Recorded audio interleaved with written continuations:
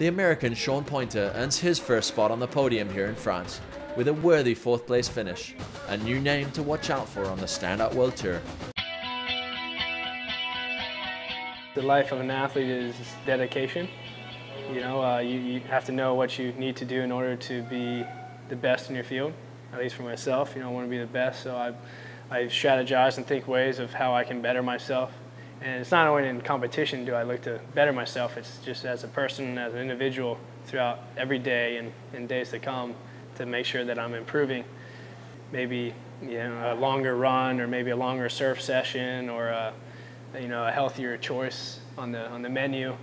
And yeah, so it's kind of just being conscientious about all those things that are gonna, in the end, help you out to improve your game.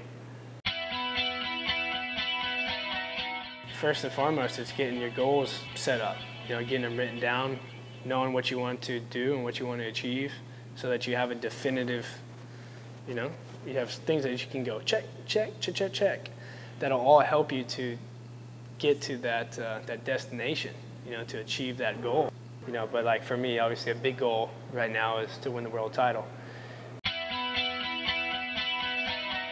I grew up in Cincinnati and I moved down to Florida when I was 10, and it was here that I saw the ocean and really surfing for the first time.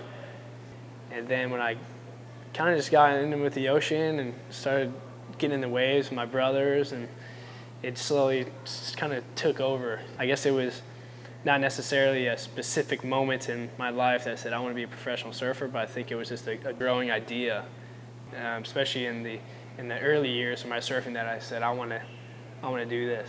I'm gonna go be a professional surfer.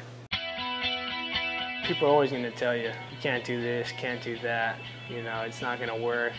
That's gonna be said throughout your whole life if you're embarking on something, a dream of yours. No matter if it's being a professional athlete or being a doctor or any profession, you can't let that affect you. You know, you have to know what you want. I mean, yeah, just know in your heart and have enough confidence in yourself to say, no, you know, I know this is what I'm going to do, and I'm going to do this, and I'm going to work my damnedest to achieve it. You know, if you have a passion and love for something, and chances are you can make something out of it. And if you have that mentality, then, you know, nothing's impossible. I mean, you can achieve anything. At 14, started traveling with my sponsors and stuff for competitions in California and even down like Puerto Rico and trips to Central America and stuff like that for photo shoots and stuff. And you know, I would go to Hawaii when I was 16. I was homeschooled, so after a surf a day on Hawaii, right there on the beach at the Volcom House, I'd come back in from a surf and then have to sit down and go to school, basically, you know, while obviously all these influences are around you, but you just have to be disciplined to kind of just, you know, mute out the outside influences and get done what's needed. So, yeah, I mean, it was tough. It was tough, but I think that taught me a lot. When I was 18, I mean, what was tough then was that you'd have your friends, you know, and they're saying, hey, I want to come out, come have a good time type thing. And, you know, you just kind of, I guess, being distractions a little bit, I guess, would be the difficult thing. So being disciplined enough to say, no, you know, I have a goal here, and in order to achieve that, I'm going to have to maybe say no here to this party. Or, you know, being 23 now, it is my profession, and this is what I do, and it's a job, you know, and I look at it as just that. So every day in the water, working on my equipment, working on my body, my fitness, working on my brand, you know, to just be better. Yeah, well, competition is more than physical. You know, it's a mind game, you know, for sure. I mean, competition, you have to be strong in the head. I mean, you just got to be better than your opponents, you know. Just, you know, I'm gonna win, you know. I'm gonna win if I'm down and I'm not looking good in the eyes of others right now. I don't care. I know I can turn this around, and I know I can make it happen. I know I can be the better here. When you're down in the heat by 6 points, and you have the 2 minutes remaining type thing, you have the nerves going, and you don't see a wave on the horizon. That's where that mind comes into play, where you got to have been prepared for that. You got to have been there before in your mind, and that's where the visualization comes into play. Like, you've already been there, you've already been there. You know how this is going to pan out, and it's just, I'm just going to wait on that wave to come. I know it's going to come, and I'm going to perform, and I'm going to get that score that I need to jump into the lead or get me past this next heat or to win the event. In the end, it is Sean Poynter who comes out on top, followed closely by the young Tahitian phenom, Poenaiki Raioha. I think it's just preparation. So it's just preparing your mind for all possible outcomes. Mind plays into everything. I mean, your thought process to create who you are. Your thought process is what happens in your head is what chances are what's going to be happening in your life type thing. It's visualization, I guess, is what they call it. Being prepared for life, being prepared for a heat, being prepared for anything that comes your way, so you know how to deal with it. You know how to manage that when it is upon you. So preparation of the mind. That's it. That's a key. Yeah, right now I'm #1 in the world on the tour. So we're midway through the season, and we have 3 more events to go. And yeah, we're just looking to maintain that position, and at the end of the year I'll be #1 still and crown champion. The tour is basically 6 events for 2012. It started off in Oahu on the North Shore at sunset. It's a popular wave over there in Hawaii.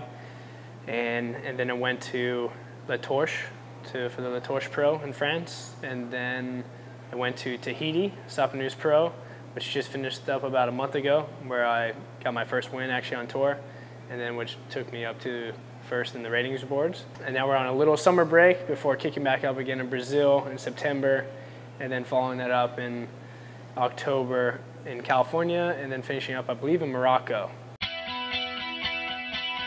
Well, it all stems from support, and support being through my sponsors. My sponsors, my main one, Starboard, and my other FCS. So it's those guys, those companies that back me to get me to these places around the world and to enjoy this lifestyle and yeah, go for the dream of #1 in the world type thing. So you're responsible for everything in this life, either good or bad.